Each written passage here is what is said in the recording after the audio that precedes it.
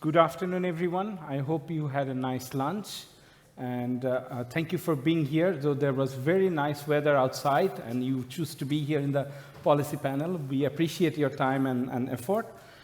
Before we start, I would like you to ask all your questions through this Mentimeter. So you can scan this QR code so you can ask the questions even if you are here. If you cannot log in or if you cannot ask, just raise your hand during the question and answer session. We will be happy to provide you some mic. So my name is Mostafa. I'm the Executive Director of Marie Curie Alumni Association, or MCAA. Today we are here to talk about the workshop 2, which is focusing on how Marie Skłodowska-Curie Action, or MSCA, can currently contribute to addressing the global challenges, and also what more can we do to strengthen the policy impacts of MSCA. So we have with me Gerard, who is the policy officer of the MSCA unit of the DG EAC of European Commission. He joined the team of MSCA, I think, in 2019. He is currently responsible for international cooperation with Latin America and Caribbean, and as well as also the program evaluation, communication activities. He previously worked at the European Education Audiovisual Culture Executive Agency, managing projects in the field of higher education and cooperation with African, Caribbean, and Pacific countries. Then we have Estrella Diaz, who is an associate professor of marketing at the UCLM. She is a leading researcher in the field of smart tourism. She has over 20 years of experience on teaching as well as research in economics, applied marketing. She has been elected by the European Society for Opinion and Market Research as one of the 250 pioneering professionals and leading international experts in the field of market research. She is also a member of the Young Academy of Spain as well as the Global Young Academy. Then we have with us Joaquin Silvestre Alberto. I hope I don't butcher the name. He's a full professor at the Inorganic Chemistry Department at University of Alicante. He worked as a postdoctoral student at Valencia, Spain, and then he is a full professor at the Inorganic Chemistry Department from 2018. He developed research in the last 20 years, mainly devoted on the synthesis and characterization of porous solids. Besides teaching and research activities, he is involved with several national and international projects. He is the coordinator of the Horizon 2020 RISE project on Nanomed. Then we have Fernanda Vajanka, who is the chair of Marie Curie Alumni Association. In the past, she was the vice chair of the association, as well as the chair of the policy working group. Under her leadership, MCA policy working group is flourished what it is today. Professionally, she has over 2 decades of international, interdisciplinary, and intersectoral research activities. So she is also a perfect example of the III mobility of the European Commission. She is currently responsible for managing clinical research targeting rare disease at the Children's Hospital in France. So welcome to all the speakers. Now, if you look at the MSCA program, it is actually standing in the forefront of supporting innovative and diverse research endeavor across Europe and beyond. We have seen today at the opening ceremony, as well as during the plenary session, how MSCA project or MSCA researcher can help contributing and tackling the global challenges. So today, we actually here to find out a bit more how bottom-up approach specifically can help addressing the global challenges and find out strategies that can elevate the program's policy impact. We all know that one of the pioneer or one of the most important thing is that the bottom-up approach we also heard today morning. And it is in a way protected, and we need to see how actually the bottom-up approach can help solving the global challenges. Claire mentioned today, the reason behind is that if it is a top-down, there is a policy impact, but we don't know at the local level, we don't know at the level of the researcher what is going on. So this is why I think the MSCA program, MSCA researchers can add a great value on that. But before going to see the researchers, before going to hear from the researcher, we would like to hear from Gerard, who would be talking about the impact of the MSCA. So Gerard, the floor is yours. Thank you, Mostafa. Can you hear me well? Yeah, perfect. It's great to have you here, and this is a great occasion to speak about the different components of MSCA. I think that we will have people online and in the room that might not know about the main objectives of MSCA at different levels. So if the slide is working, it's not really working. Yes. Okay, I went too far. Sorry about that. Okay, I'm going to start now. So I will start by reminding, as I was saying, a few important components of the MSCA that we've been hearing during the morning.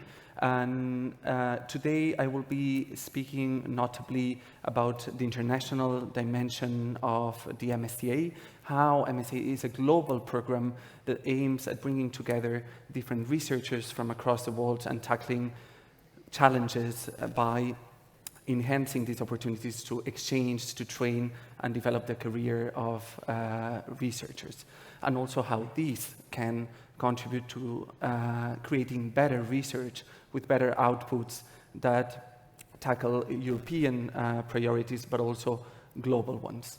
As you can see in the slide beside me, MSCA is above all an excellence-based program.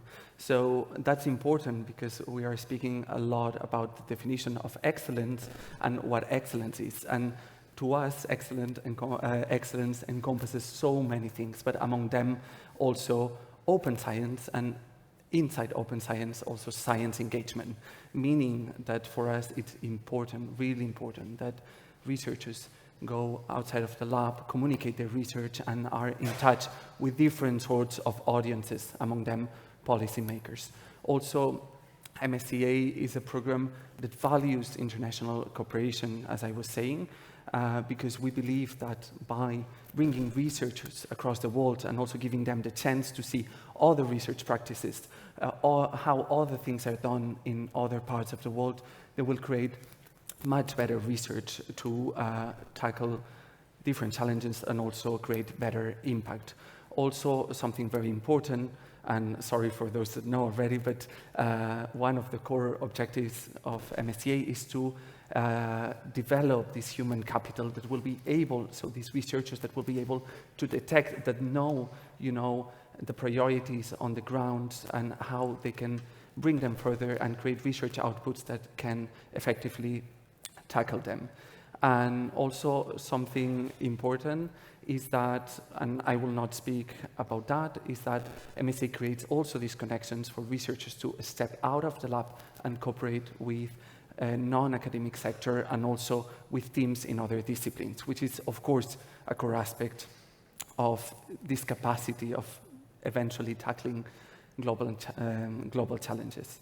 So I will give you a few figures, and I hope this will give you some food for thought about where MSCA stands in terms of promoting international cooperation.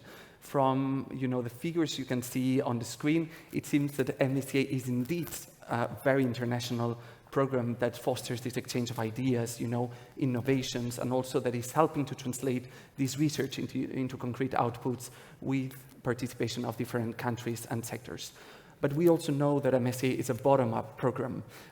We've been saying, and often we hear that the bottom-up nature of MSCA is detrimental to good research, which we know is not the case, because all evaluations say it otherwise. And also our impact assessment suggests that MSCA, with this component, is really helping to tackle global challenges. So anyway, MSCA is a bottom-up program, but we also need to maximize its impact to tackle certain challenges, and notably European and global policy priorities, such as the European Green Deal and the Sustainable Development Goals. But since we are funding projects in all research fields, we are managing to do that. Also, we need, global cooperation also has its problems, of course, but one of the goals of the Marie Skłodowska reactions and Horizon Europe in general is to open science as much as possible to international cooperation, because we know this has an added value in the end of the day. And also, and this is something I will speak about a bit later, MSCA is doing all of that, but we need to be more strategic when it comes to assessing how the program is, addressing these challenges and so on. As you can see here, and now I come to the concrete data, MSCA accounts for 50% of all participations by third countries. When I say third countries, I mean countries outside of the EU or countries associated to Horizon Europe. So MSCA accounts for 50% of all these participations in the big framework program of the EU, Horizon Europe, and also it was the case for Horizon 2020. Also, MSCA accounts for the participation of 25% of all the non-EU, organizations participating in the framework program. Also, and something very, well, I'm not managing with the, with the remote control apparently. Something very important is that 40% of our researchers are non-EU nationals, meaning that we are managing to achieve one of the goals of the MSCA, which is to attract, train, and develop the careers of talent from all over the world, which are not necessarily based in Europe. And this is also something very important to remind. We fund researchers mostly to come to Europe, that's true, but also with the different actions, they can carry part of their research fieldwork elsewhere in the world, or also do most of the research elsewhere. And a notable example of this is our global fellowships that send hundreds of researchers abroad to do the research for 2 years and sometimes even longer than that. So with these figures, I will show you as well some very, I would say, enlightening chart on the participation of non-EU countries in the program. As I was saying, MSCA accounts for this big proportion of third country participation in the framework program, and we have a massive participation from the United Kingdom, the United States, Switzerland as well.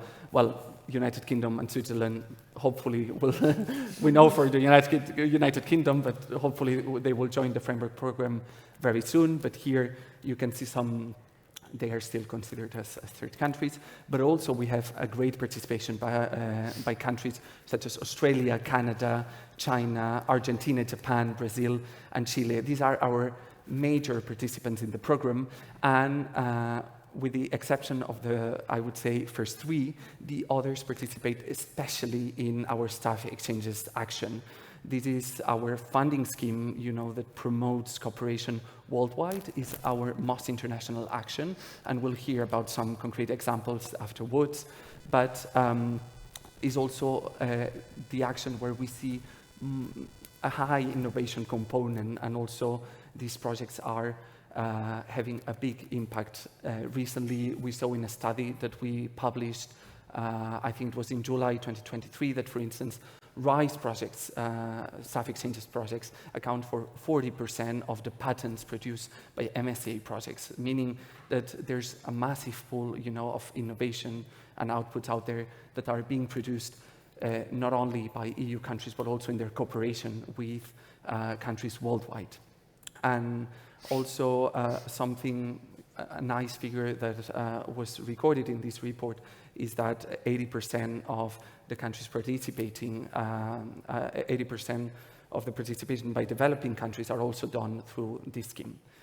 I have little time, so I will show you another slide where you can see quickly how much MSCA represents compared to Horizon Europe for all the countries participating, all these countries you see participating in Horizon Europe, and you will see that in most cases, MSCA accounts for a big proportion of their participation in the framework program. And if it works, can I have an extra minute? Yes. Yeah. Also, as I was saying before, we are trying to make this international cooperation more strategic, and we're planning to do so notably by a project we are funding that started recently, MSCA Advocacy, that is analyzing our cooperation with 20 countries which we have bilateral dialogues, political dialogues and exchanges at a scientific level, and also how we cooperate with different world regions.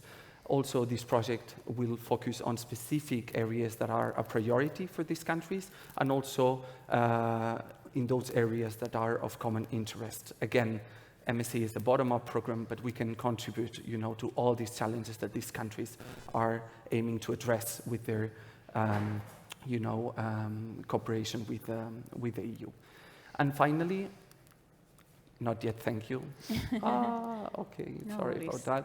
And finally, I just wanted to say a few words about our contribution to specific societal challenges, and also to say, and this will be addressed in another workshop, that we are redoubling our efforts to monitor our contribution to certain political priorities, among them SDGs, and the EU missions. Just to give you a very concrete example, in 2021, we assessed that we had a number of projects,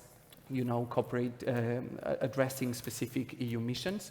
You can see some figures on the screen, but this is not a complete picture. It's just some examples of projects with a very concrete contribution that we identified. And also, we are promoting even more and more the contribution of MSCA to these challenges through cluster events, also specific studies and matchmaking events with different commission departments and external partners.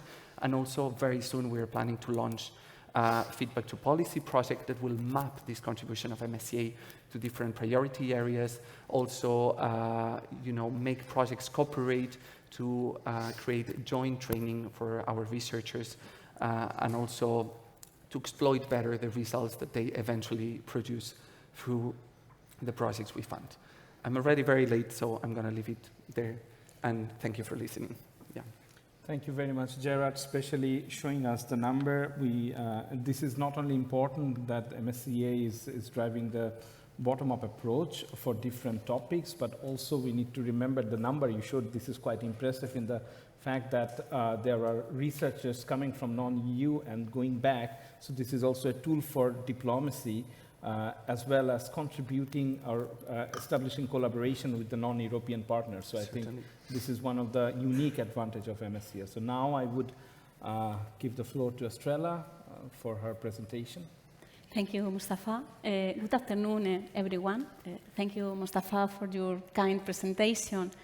I would like to start this participation by thanking to the organizers of this important event for the invitation to be in this room.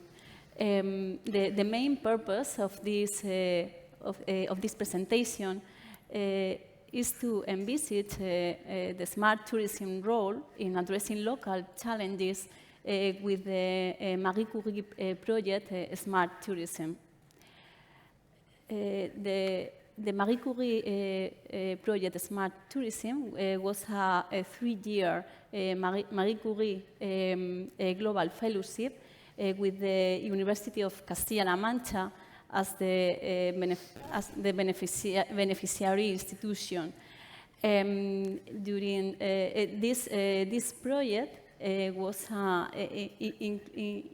has included an academic and non-academic contest.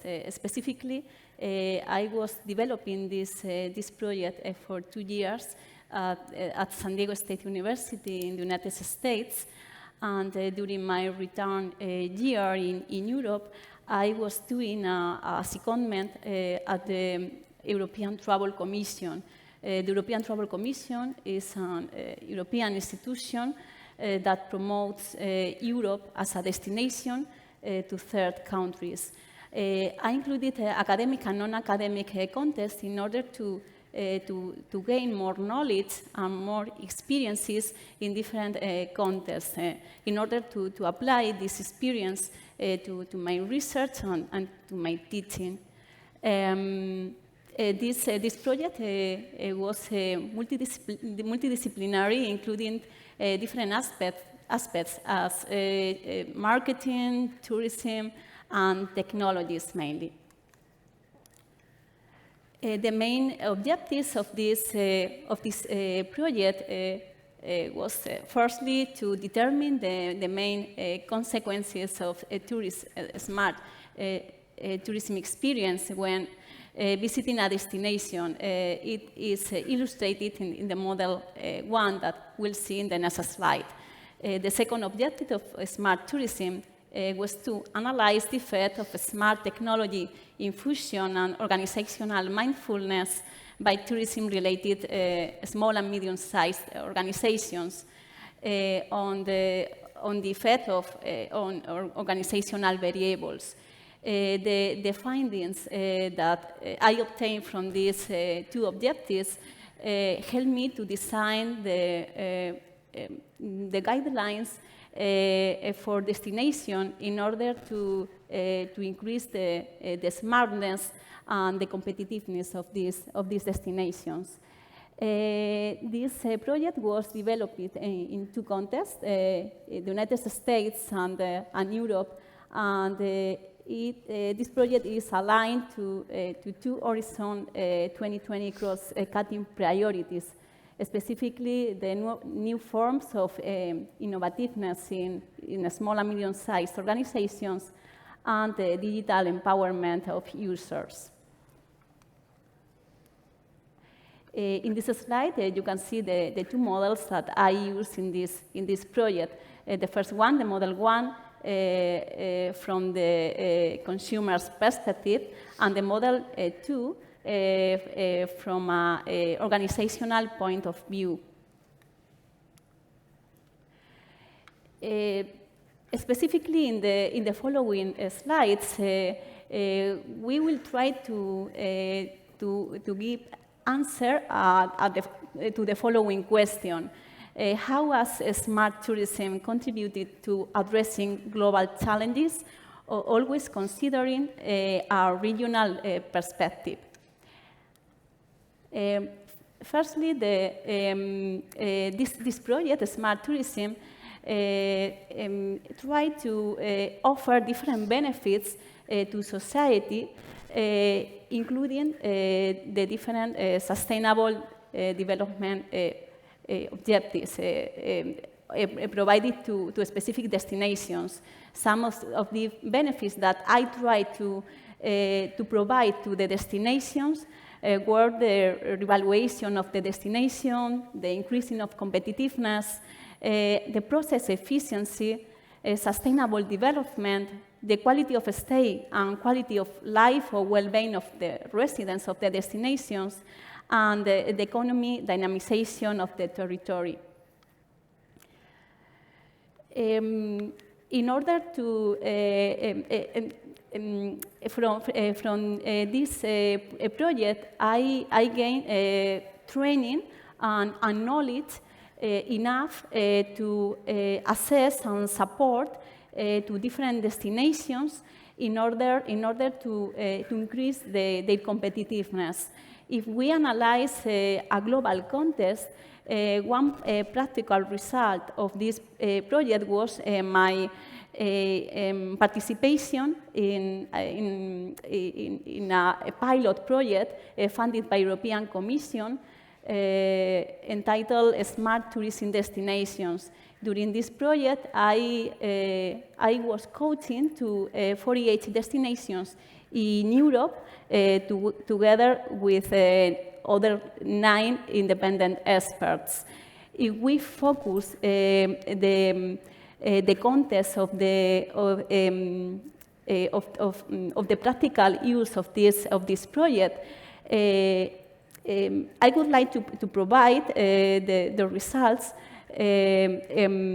regarding to the support that I was doing to different destinations in Castilla-La Mancha. During the last years, I have been providing some support in different pillars that need to be necessary in order to increase the competitiveness of destinations. Mainly, we analyze the pillars technology, innovation, connectivity, sustainability, and accessibility. I have been always really concerned about the relationship between public and private institutions. So it is reflected in my collaboration with chairs and university company classrooms. I'm working as a director of a specific, sorry, yes. I'm working as a director as a specific chair and university company classroom, and I try to help to small destinations like Campo de Cristana, a small destination in Ciudad Real, organizing different activities and events to increase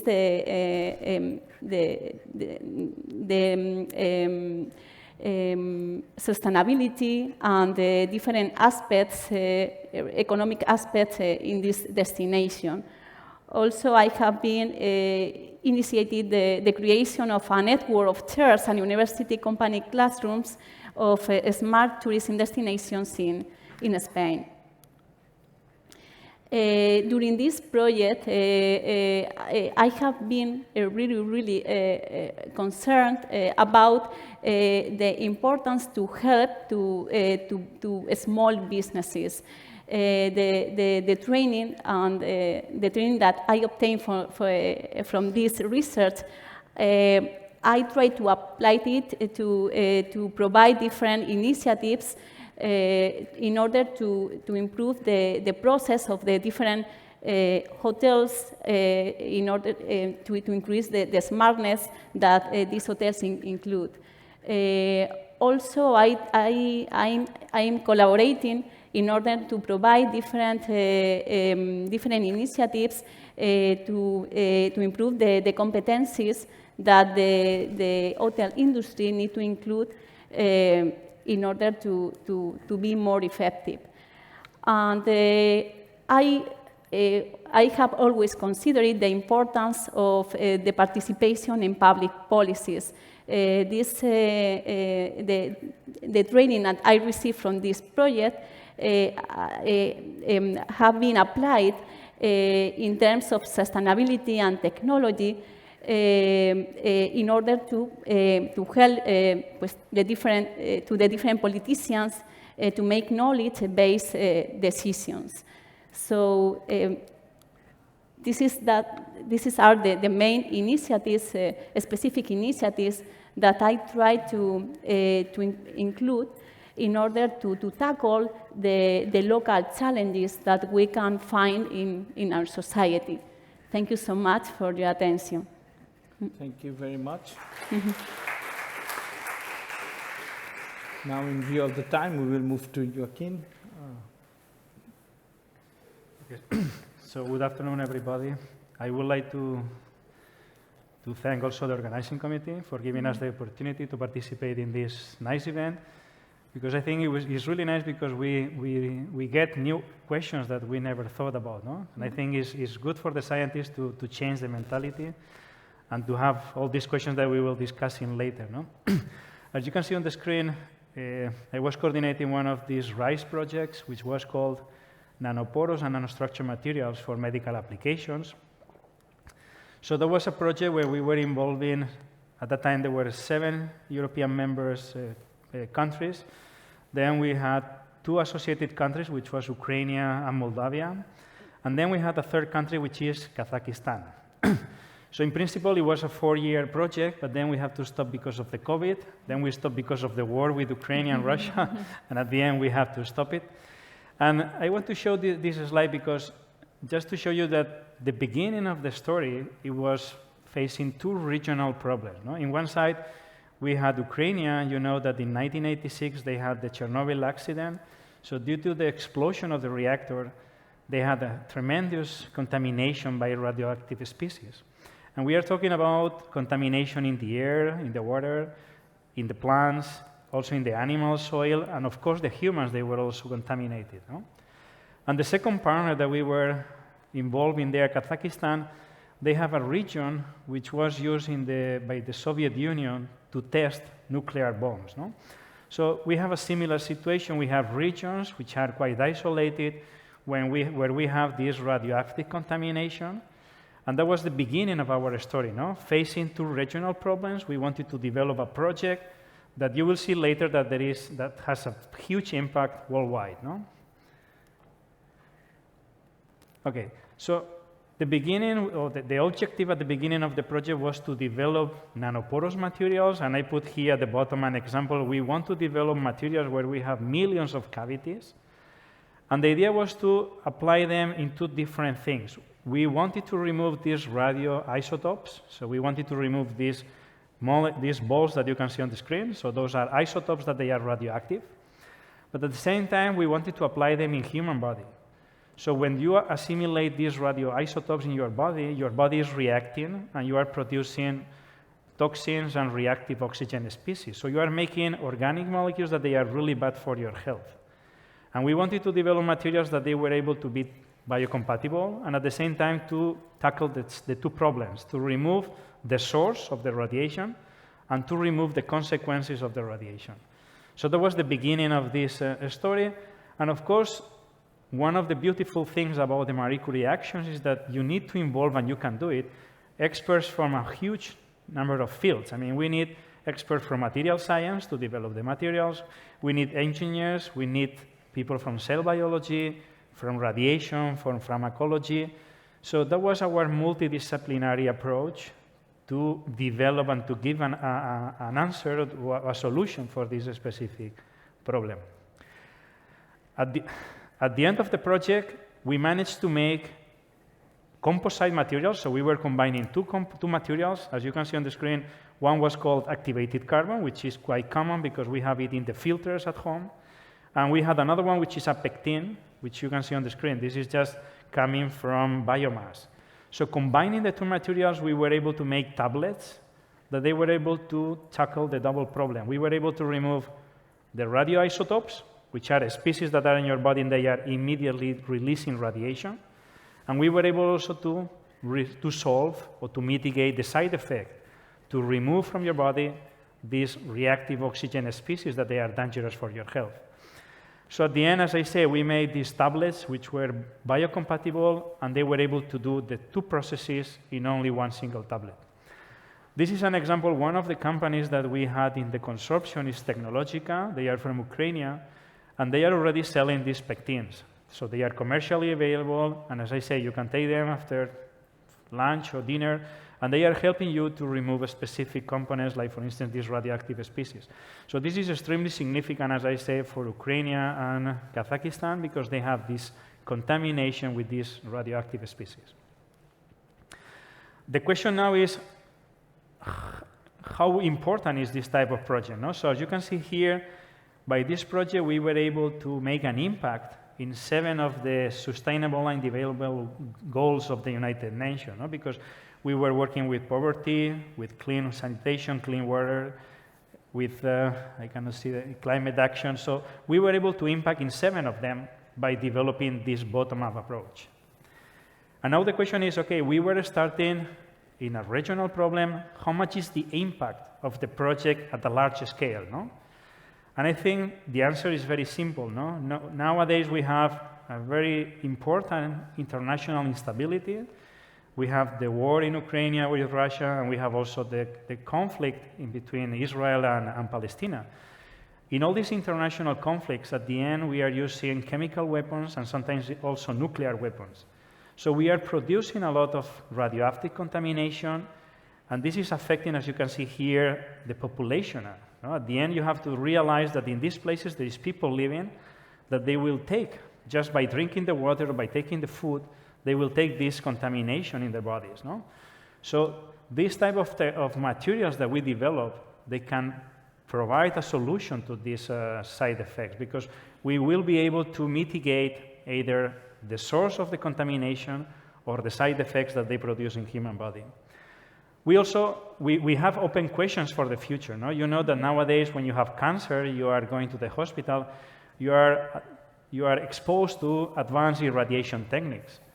Of course, they are targeted to treat this specific problem that you have, which is the cancer. But we don't know if there will be side effects also concerning the development of these species in your body. No? So again, there can be an impact of this type of materials in these specific applications that they are normal nowadays in our daily life. I also added this question about what happens with our daily radiation sources, like for instance, the mobile phone that we have in our pockets, no? So again, those are questions that we have to open in the debate after knowing all these side effects that we have when we are exposed to irradiation, no? So there are many open questions that we can tackle in the future after the development of this European project.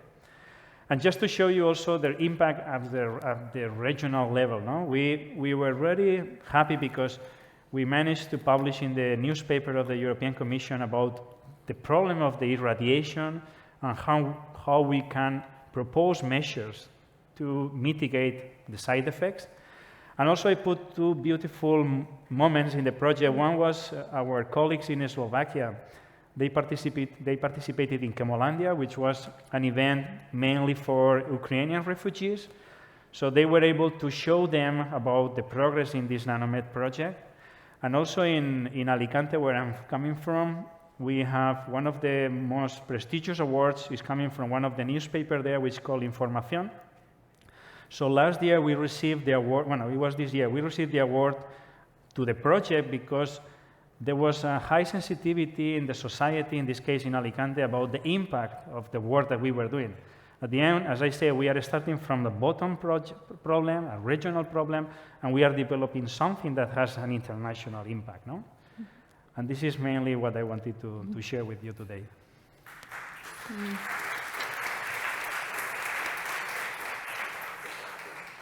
Thank you very much, Joaquin, for the nice presentation. I have some questions I would ask that during the Q&A session. So now I move to Fernanda Bejanca for her presentation. Thank you. And thank you also to the organizers for giving us the opportunity to talk about the MCAA, what we do here. The MCAA is actually an excellent example of the impact of the MSCA beneficiaries to global challenges, and I'm going to try to explain you how. So who are we? The MCAA is an association of past and present beneficiaries, which includes fellows, supervisors, project managers, coordinators. So there's a diversity of experiences passes. The Commission is our main funder, not the only one, but through the MCAA, actually, the beneficiaries access a network, support, during and after their projects, and the MSCA benefits from the input of that community also in the long term. Now, the MCAA aims to bring together this community and to support its career development through life and to be a voice for this community. And this is very important, and it's why we are here. So to start addressing the question of how the MCAA contributes to addressing global challenges, let me just make a brief profile of who we are, who our members are. We are currently over 21,000 members. About 1/3 are early career researchers, and the other 2/3 are mid-career and experienced researchers. There are also research managers, policymakers, public administrators, as Lorenzo was mentioning this morning. They work at governmental agencies, NGOs, banks, all sectors. And because the early researcher careers and the researchers' careers evolve into a diversity of paths, the impact of this community is global, or has the potential to be really global in our society. Not so fast. Our members are also coming from all scientific areas, and this is very important on the impact that we can have. 3/4 are based in Europe, but overall we are present in all continents, and same for nationalities. It's quite broad and covers the whole world. So actually this is MCAA's biggest asset, this diversity, the large membership base, and this global spread. The MCAA is organized in chapters, regional chapters. We have currently 36 chapters all over the world, and several working groups that are actually, I realize that the image is cut. It's not all working groups are represented there. Research managers got cut, for example, and they are very active. It's an example on the areas where we are mostly active. And it's in this context of this global approach represented all over the world and with all these different areas of interest that we address global challenges. Now, how in practice do we address global challenges? We work bottom-up to identify needs of the research community, of the society, and work together to address them. And how do we address them? Through representing the community, for example, at COARA, ERA Research, ERA Forum, we are represented in different actions. We participate in discussions, in panels, like this one today, for example. But also, we train the community, we provide mentoring, we provide networking. Through our communication media, we disseminate all what we do. Through webinars, we train our members, we disseminate what they do, what we do together. Also, we participate in funded projects. For example, citizen science, open science, mental health. We have several projects where we are actively participating and that have actually important research output. We also promote discussion and bring together researchers and policymakers, like the satellite event that will happen tomorrow, for example, organized by our research management working group. It's a cafe workshop where they are discussing with policymakers, interested people, about how together we can improve the MSCA impact and other aspects. So, last but not least, our flagship event, the MCAA annual conference, next year it will be in Milan. I invite you all to be present, by the way. And that's where our members get together with policymakers, societal actors, communicators, to address global questions that affect us all. Mm-hmm. And, well, last but not the least, importantly, we don't work alone. We can't work alone. Together we have more impact. So we are part of a global community. We achieve impact through collaborations, through partnerships. We are members of initiatives like ISC, Science Diplomacy Alliance, COARA, ISC, and it's really working together, this bottom-up approach that we impact, I hope, the global challenges that we will have. Mm-hmm. So thank you for listening. I hope to see you all in Milan next year, March 14 to 16.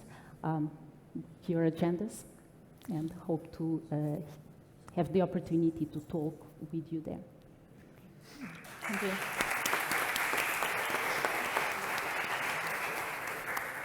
Thank you very much, Fernanda, for the invitation to the audience. I can just reciprocate that. In the last year, I think we had a session, we had an event on how science diplomacy can solve the societal challenges or global challenges. So this is a quite important event for the researcher, but also stakeholder, including research manager, policymakers, administrators, and the whole different stakeholder of the ecosystem. So now we are running a bit of time, so I will ask a set of questions to our speakers, but in the meantime, I would kindly ask if you could also show the questions we received so far from the audience. So please feel free to scan that QR code and ask any question to specific speakers. Now, if I can start with actually Joaquin, at the morning we saw that there was this, we saw that there is a gap between policymakers and the researchers. Now, you being a researcher already saw that where this gap is. So what strategies you think should be needed from the policymaker's perspective, but also from the researcher's perspective? So how to minimize this gap between the policymaker and researchers, and what strategies you think could be beneficial for that? This is a very good question because as I mentioned at the beginning, no? The gap is very clear, and this is something that we never faced before. No? I mean, we were trained to look for the calls, prepare the project, apply for the project, then develop the project, and at the end of the story, we just present the final results. And that was our end, no? in our daily work. No? And I think now we have to change completely our idea in the same way that we have to find a way to transfer our knowledge to the society, and we have to do it in a very simple language. We need to also have the contact with these policymakers. No? The question is who is doing the job, because at the end of the day, the researchers, we are taking all the work, also now with a lot of bureaucracy. So I think we need support, like this morning Izaskun was saying, we need support to bridge this gap with the policymakers. No? First of all, we need to identify them, because from my experience, I never met them. So that's why today I was happy to be here, because I could see them, and now we need help of someone to contact them. And I think at this point, university is crucial. I think our institutions, they are able to identify in which projects we have specific results that can be good to make policies. No? That's why, compared to what she was saying this morning, that's what she was saying, to contact the good scientists, which is a way, but I think we have to support we have to go to the universities, because those are the places where they can identify specifically which projects they reach the point that this can go to a policymaker. No? And I think also this is good because for us, we will see that there is a continuation of our work, and also for our institutions, that will be like a motivation to be more involved supporting our projects, because they will have a relevant job connecting our research, in this case with the ministry or with the policymakers in general. Thank you. You mentioned a very important point that researchers, at the beginning of this question, that researchers are now having different roles than like the administration.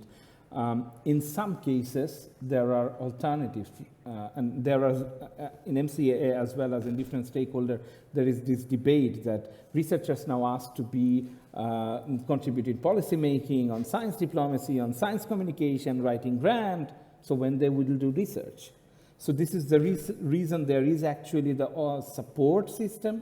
There are the research manager, there are the policy officers, there are the entrepreneurship officers, which in different universities are having that. My question, just a follow-up question would be to Fernanda, that do you see the need for having the expertise from different fields to support researchers? And if so, I mean, we have seen there are some good examples that universities, organizations are employing that, but this is not in the vast level. So if so, what is your thought on that whether this would be realistic, that not each university, at least in the local region, there is a simple support systems on all those? That was a good point made this morning. And I think at the point where we stand, it is a very important action to take. We are researchers, and most of us do not only do research, we do a lot more. There's a lot of these transferable skills that we accumulate over time, and we do a lot of things on the side of research, but it's true that it starts being too much. And when you need to do it professionally, then you may need to have support.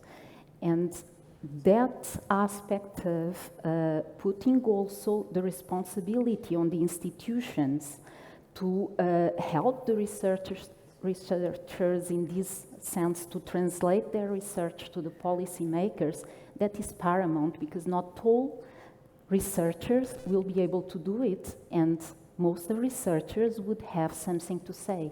So you do need that support to make it more active, more productive to work together. It's true. At the same time, training to researchers, helping those that have the ability and the interest to develop those capacities is also important, I believe, because no one better than the researcher is able to explain its own research. So I think we need a mix of both, and definitely support to researchers.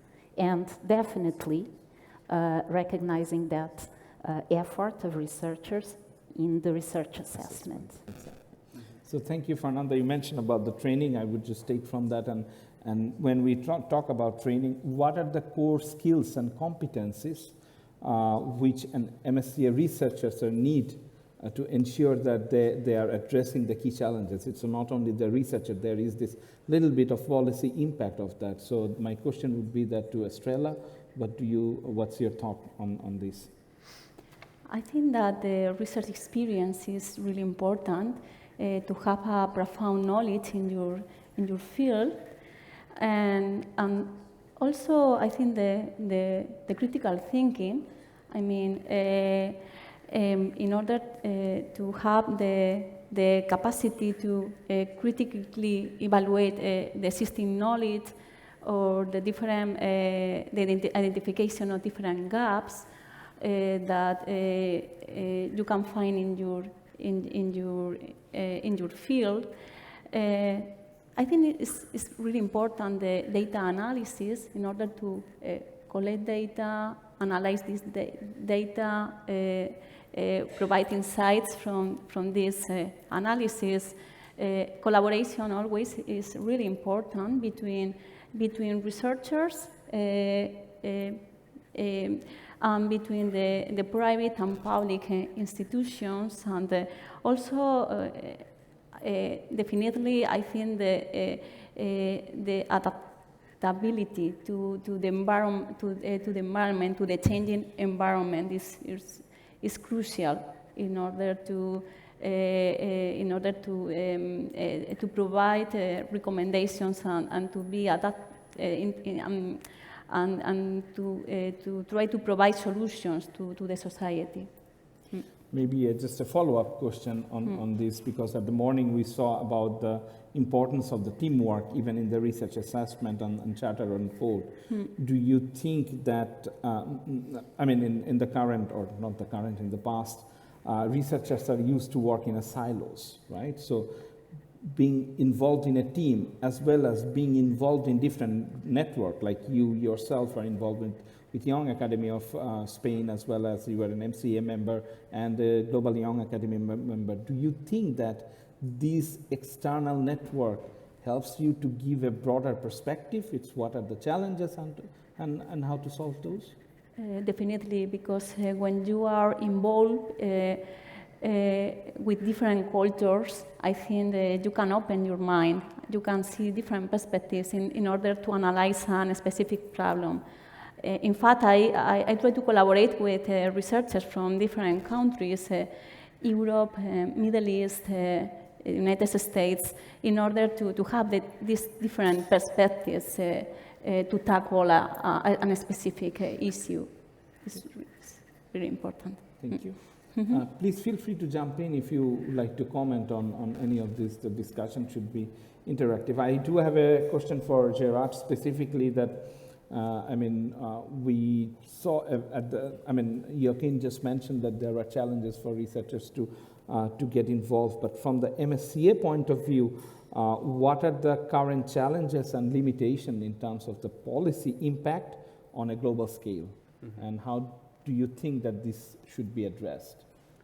Well, first of all, I would like to comment on something she said. And something important, and it's a bit linked to the second question, is that with MSCA we can really foster these networks, that go beyond the immediate research team. And for instance, one of the contestants that we'll see this afternoon was telling me that she's not a researcher. She's an MSCA fellow, but she's not a researcher. She's a policymaker. And by complete chance, she ended up cooperating with an MSCA project, and she's actually a civil servant working for a parliament, and eventually, her cooperation with the project helped the project, legitimate the research results and put them into practice on the field. And she was yeah, I was just chatting with someone and they told me, yeah, join the project. And she was like, okay. And then they ended up as a partner, and this increased dramatically, the impact of the project, because it was mostly composed by academia and also hospitals. And through that way, they could have this direct contact with them. She brought, her point of view into the equation. And this sort of arrangement is something we have to promote way more. I think people are not aware that this is possible, that our consortia can have this variety of actors involved. It's already difficult, to convey the message that MSCA goes beyond academia and research centers, and can also bring, public institutions into the equation. We saw some figures this morning. So it's even more difficult to say that actually in certain settings, we can, actually bring different people to the table, like researchers and policymakers actually, and say, okay, let's work together to maximize this impact. I think this is something that is already changing, no? For instance, not in the Marie Curie, but in the RIA projects, no? In the research and innovation actions. Before, we were stopping in the moment that the chemistry is finished, no? We are developing this technology and we stop here, no? Now we have to involve also people that they can do an environmental assessment of what we do. We have also people that they are also helping in the dissemination, people that they are specific for the impact. So I think, as we were mentioning this morning, we have to incorporate also the public administration, most probably as a partner or as a consultant in the project. So we need to expand all these projects so that we are able to involve all the participants from the beginning to the end of the story, no? And it's a complete change in the mentality, but I think it's very useful for the future. Yeah, definitely, I agree, and it's a bit linked to the previous question as well on the who has to be trained, who has to take up the role. And until now, I was in Cordoba recently for the European Researchers' Night, and they told me 10 years ago, they all thought this was a joke, that we were crazy. Nobody believed in us for organizing an event for children. Okay, it's about engagement with another kind of audience, but in the end of the day, engagement is crucial at all levels, and this is why, and I said that before, we made this change in Horizon Europe, and open science encompasses also this aspect of research. Research should not stop at the lab, should not stop there, and research without dissemination, without engagement, will not go far. And linked to the way we assess it as well, sometimes a paper has an extremely limited impact, and that very same research turned into a policy brief, into participation in a commission at a regional parliament would have a massive impact compared to that paper. But yeah, we need to tell that person you will be rewarded for this. What you did is great, and it will be considered, in the assessment of your career on your next opportunities. But until we don't do that, it will be very hard, to make people shift from one thing to the other. And also we need support behind. Again, in Cordoba, they were telling us, thanks to this, we eventually managed to convince people this was worth it, and we could create a structure at the university that supports our researchers in all the engagement activities they do. Reaching out to the press, reaching out to local authorities, reaching out to local audiences. So the minds are changing, and that's what we should work on mostly, but okay, we're getting there.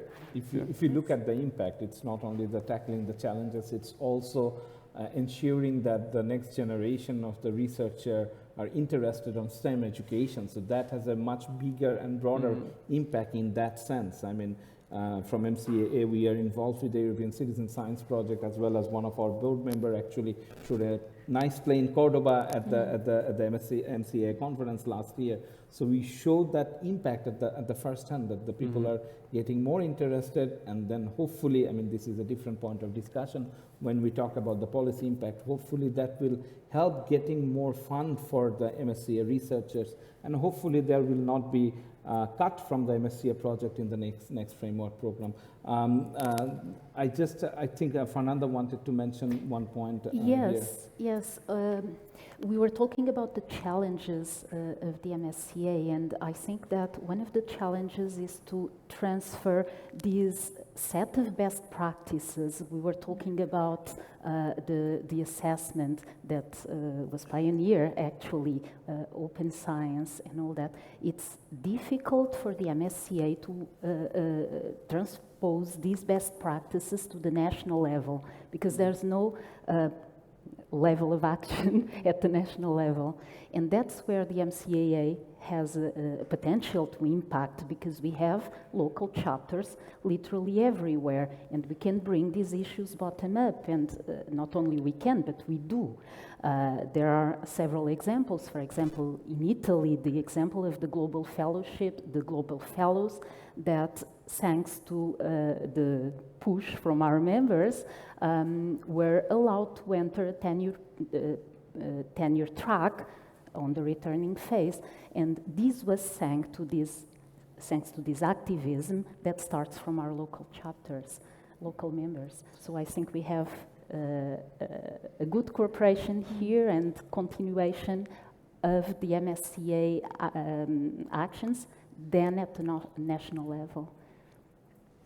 I'm glad that you mentioned about the best practices, because this would be my actually question to Estrella, that what are the ways you can share the best practices from, not only from MSCA, from around the world, and then make it implement it or make an impact in the local level? Is there any tools or platform which you could think of? Yes, I think that we can implement different online platform tools in order to create interaction between scientists, experts, and also the collaboration of different institutions, and maybe a kind of capacity building. I mean, a platform where different resources or different findings from different European projects can be included in this platform is always welcome. Or maybe different forums or discussion boards in order to create this debate and between different institutions and different experts is always positive. Okay. Thank you very much. Let's look at the questions from the Slido, then see if we have any, and otherwise, okay.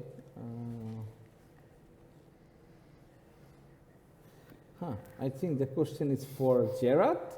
How can the MSCA can be defined in one short sentence? I cannot actually see the other part, but it's mobility program. Okay, saying that it's a mobility. So, Gerard, difficult job for you. One short sentence. I guess it's without saying it's a mobility program, right? Yeah. Well, I don't know. It's very small. We have a small screen here, but we can barely see. But Yeah, I think there are four elements that are important to evoke, and it's mostly training, career development, and cooperation across sectors, countries, and disciplines. I would say, as long as this is mentioned. Okay. We are quite happy with that, but you will agree with us that MSCA goes way beyond a mobility program. Yes. Can we see the second question? Because I think there are 5 nanomed projects. So question for Joaquin, you mentioned a lot of potential impact that could be achieved with the results of the project. Who is getting the spills at the moment? What is the specific impact at the moment? So as I was showing on the screen, one of the partners, which is one company from Ukraine, those are the ones that they are developing at the moment only the pectin component. Mm-hmm.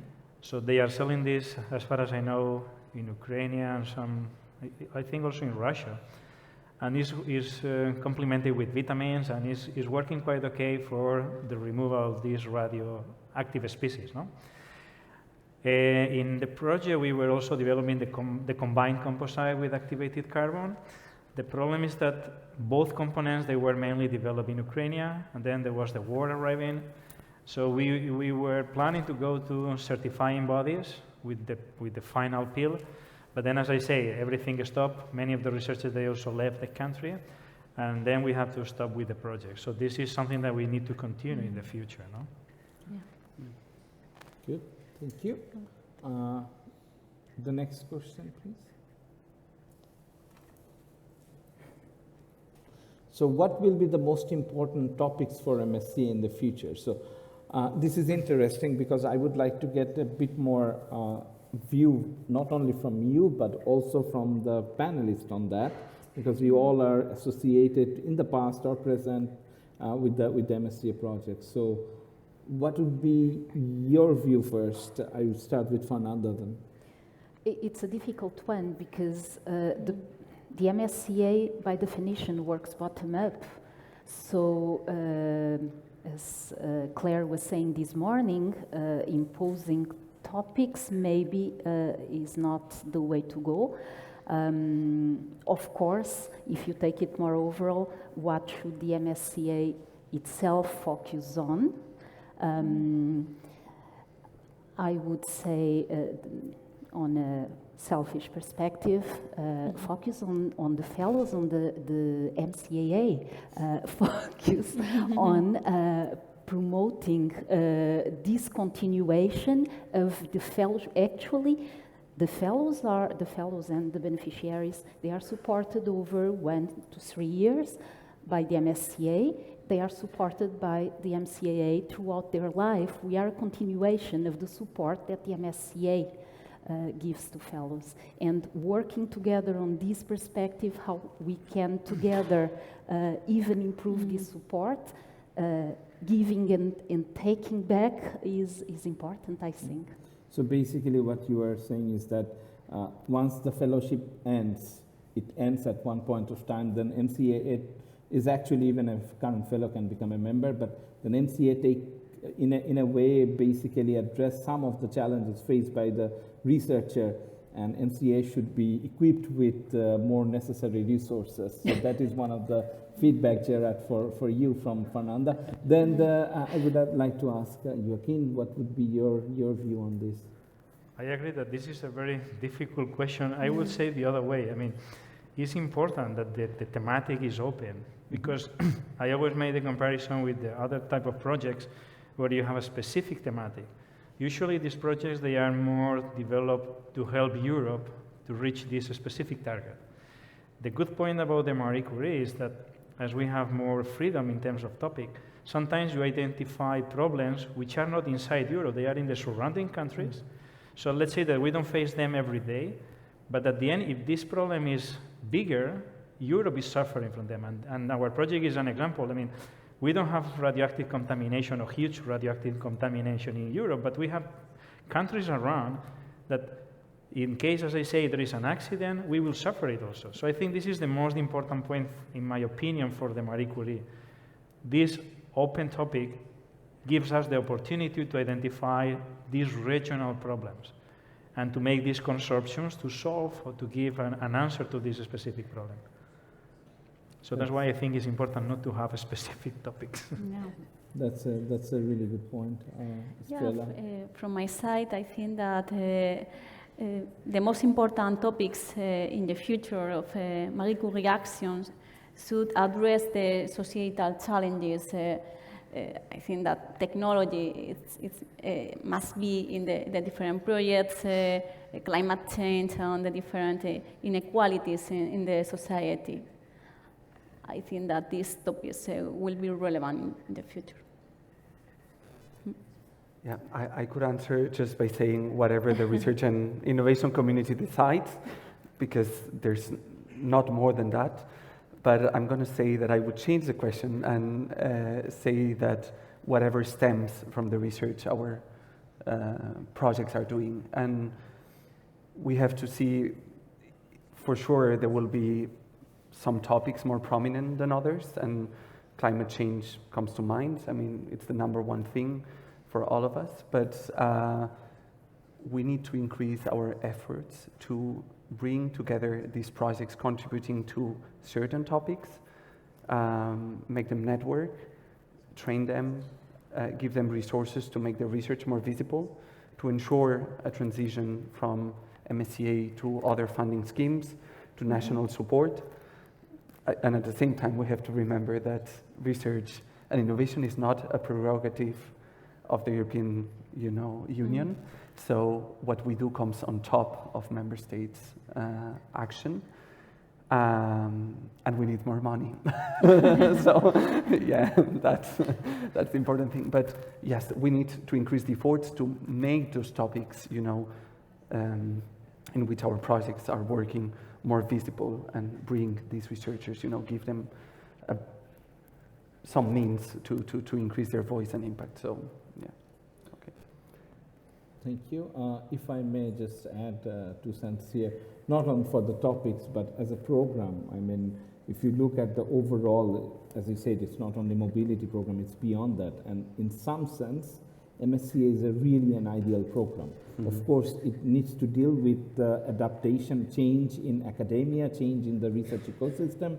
But if you look at it, what we are talking about now, be it an assessment, be it a career development plan, it's MSCA had it for more than 15 years. Mm-hmm. in its. So my one point would be not to change the things what is working. It's also a scientist perspective in one sense. And that includes the names which were working quite fine. For example, individual fellows and other things, but also the component, specific component, so that it's more open to the researcher of really from all different fields, all different career stages. Mm-hmm. Now, if we could move to the 4th question. Yeah, I guess that one is for me. Yes. So, yes, first of all, many of these participants were already in Europe before starting their fellowship, and that's important. Just to give you an example, I would say after Italians, Indians are the main participants in MSCA. We found like hundreds, if not thousands of Indians in MSCA. Many of them went through the UK before embarking on an MSCA grant. That's an important element. And then eventually, yes, we know that most of them stay in Europe after their fellowship. I don't remember the percentage now, and it's also very difficult to track. But a significant part stays, yeah. Okay, thank you. So, the next question, please.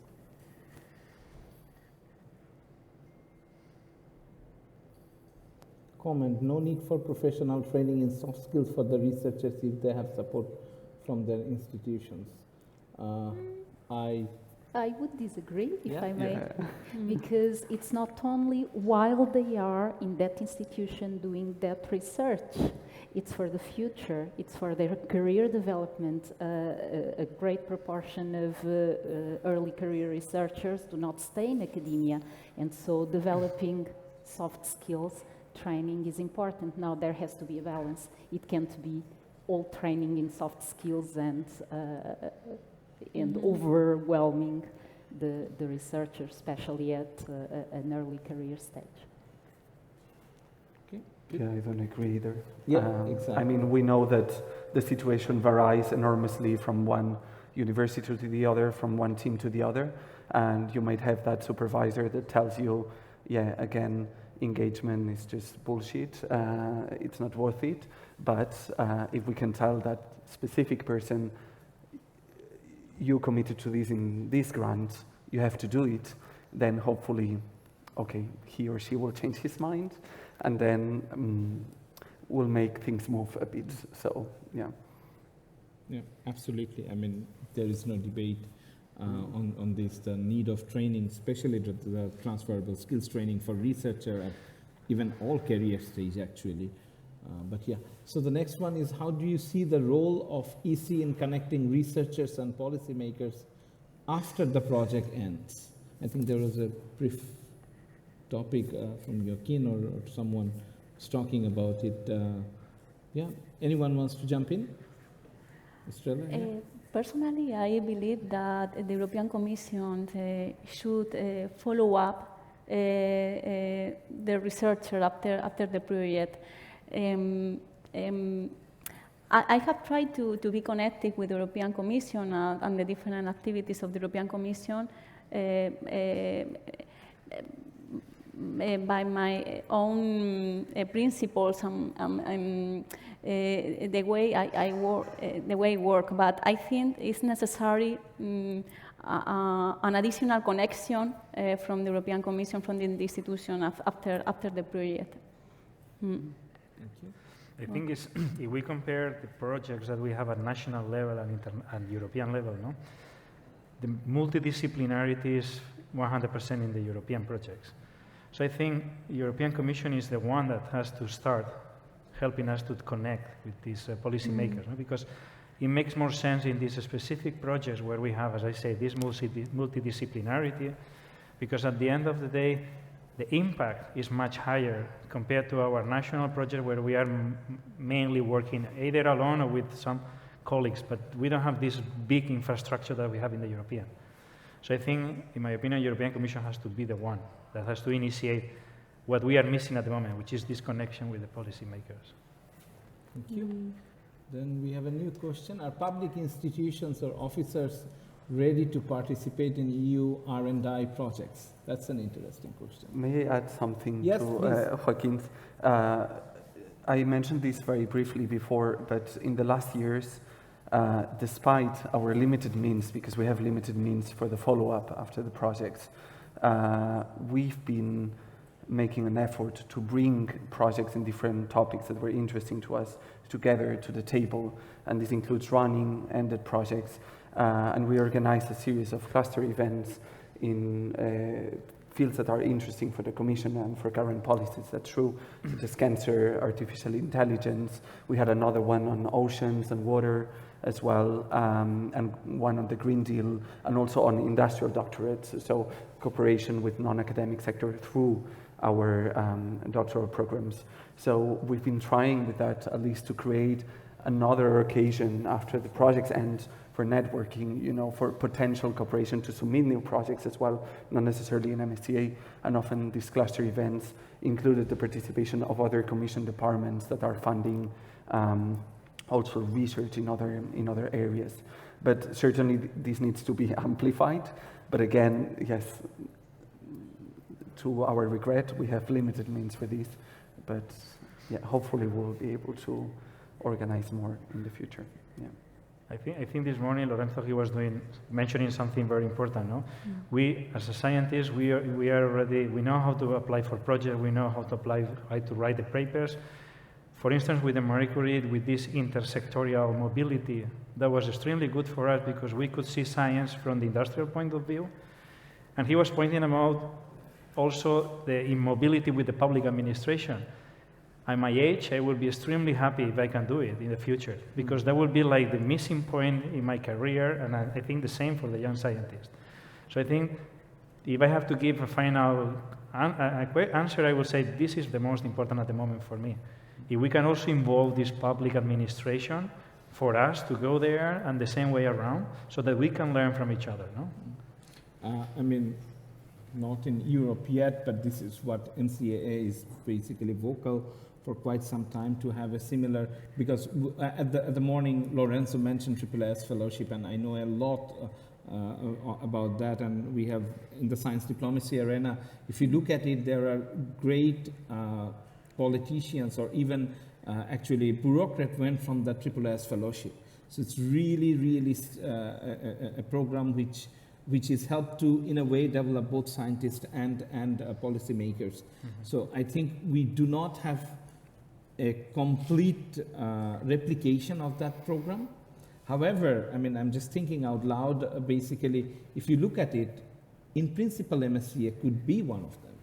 Basically, you could have a grant where you go to a public administration or public policy affairs. I mean, we did have one or two examples in MCAA actually that happened, but this is not in a way streamlined. So I think that is more needed. The communication and awareness is more needed. Also in US, not only SSS Fellowship, what you mentioned that there is something called Jefferson Fellowship, I think it's under the State Department, where a professor like you will go to a State Department for 1 year.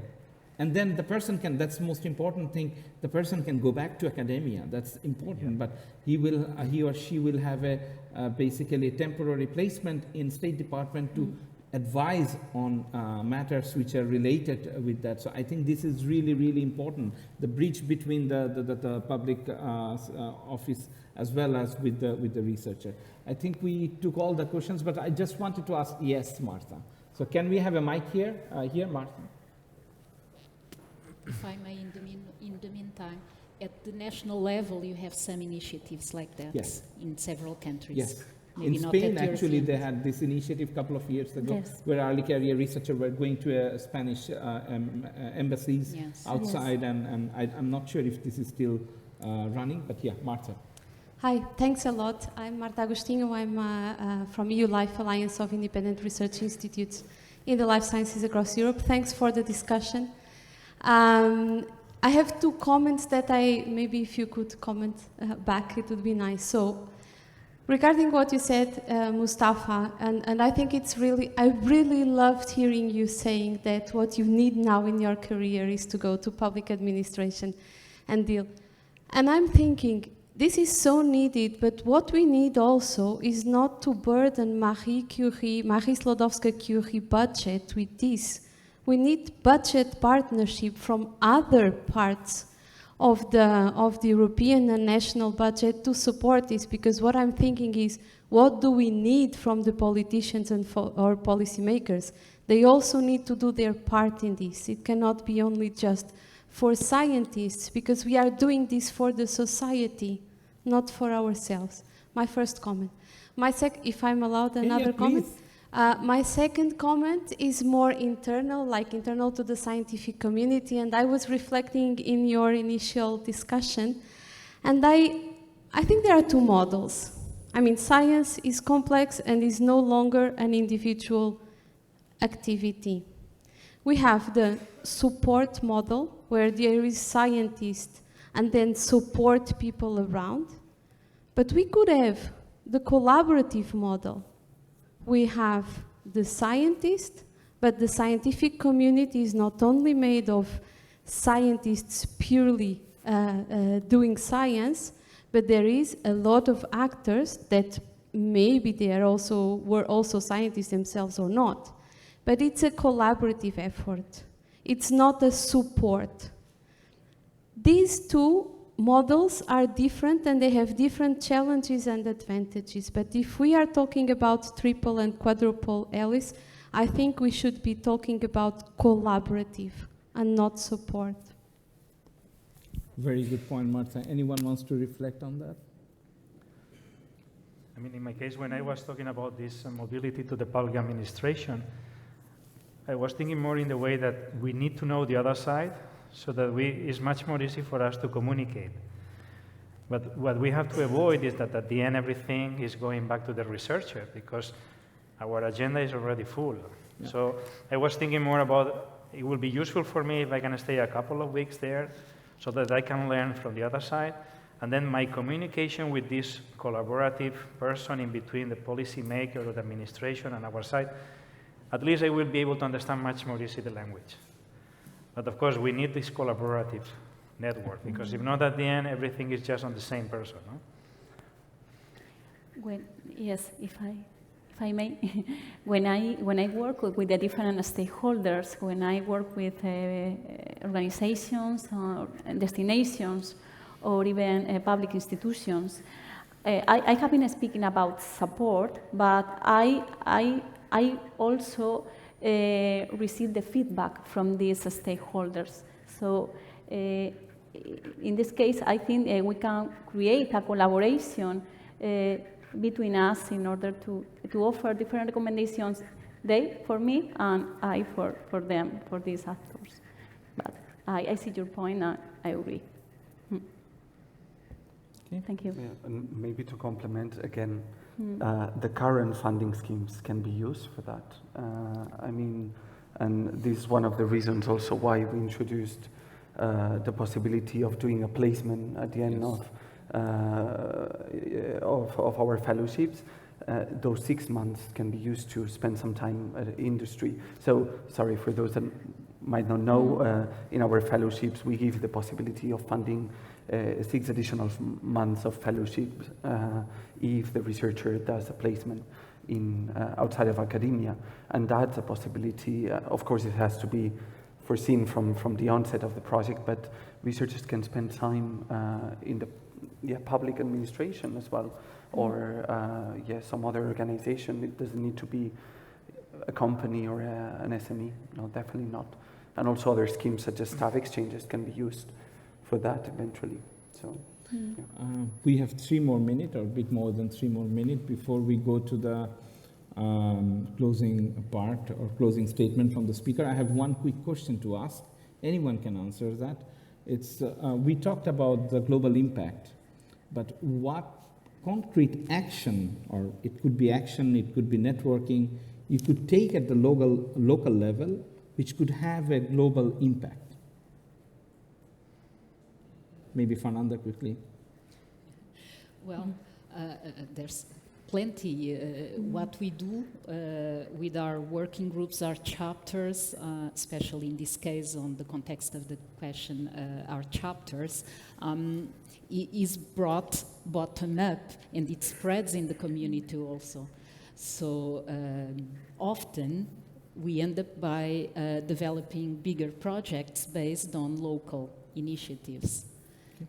From the MCA perspective, this is mostly how we work. Okay, good.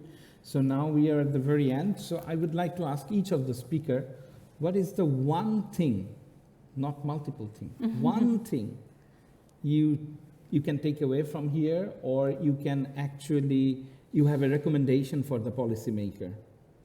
Fernanda. A recommendation for the policymakers? I'm sorry, we need to cut down that question. We are really running out of time. So one thing, that is the question to you, not on the screen. So. Oh, sorry, I got confused because I was seeing it also on the screen. For the policymakers, just come and talk to the researchers. We are eager to collaborate, to have this two-way talk.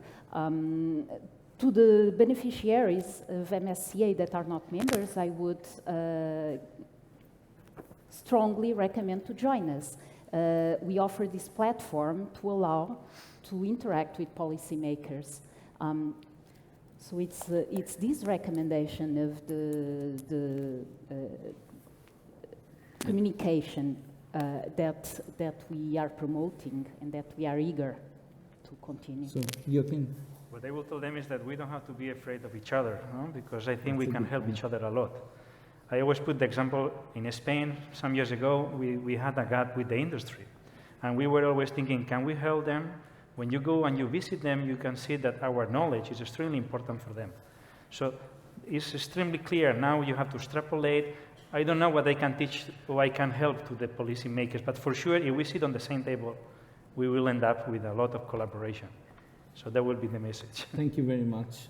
Estrella, one thing. Yes, I think that as researchers, we need to ensure that the benefits and the findings of our research extend to the diverse communities and contribute to the well-being of local populations. And I think that the institutions and the police officers have an important role in this. You have 25 seconds, one thing. I'm going to go as well for communication. This is something... You cannot copy-paste. I cannot copy-paste. I cannot copy-paste. I would say, linked to your previous question, we need to work on reciprocity and make other funding schemes accessible, other funding schemes in other countries and regions of the world accessible, so that researchers can also, you know, participate in them as they can do in our own. And it's more connected to your first question, but that's okay. So with this, thank you very much to all the speakers for your very interactive and nice discussion, and thank you for being a wonderful audience and your interesting questions. Thank you, and I think now we will have a coffee break, and then we have a coffee break to the main venue, and then we go to the main session. Thank you very much. Thank you.